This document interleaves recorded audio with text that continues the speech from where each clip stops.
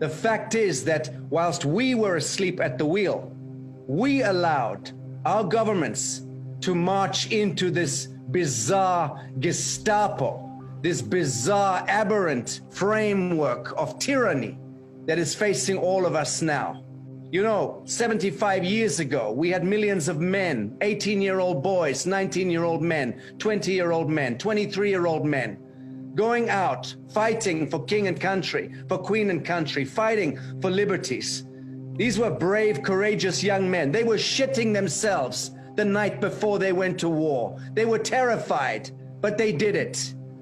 And we now, today, us liberal intellectual men, we're too afraid to go on the street, to tear off a fucking mask off our face. Excuse my language. This is the only time it is relevant to use bad language. We are being completely commandeered. We have allowed little gray men, bureaucrats and technocrats, to completely take over our human reason.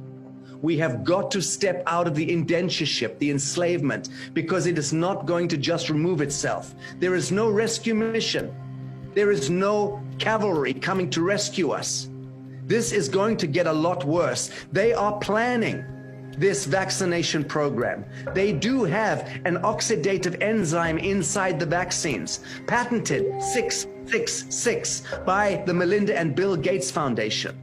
This is real. It reads like science fiction or like a horror film, except it is true. This is the mark of the beast. Continually surrender our sovereignty, our conscience, our consciousness, and it becomes a thing that comes back and creates systems for us.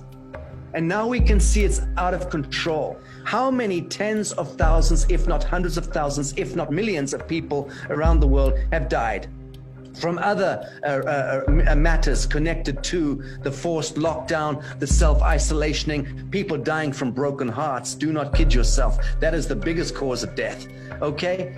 Grandparents unable to look into the eyes of their children and their grandchildren when they're sick. That's going to get them into a grave very quickly. These are crimes against humanity that cannot even be calculated. It is time for humanity to reclaim ourselves from this draconian tyranny. I'll leave it at that. Thank you very much.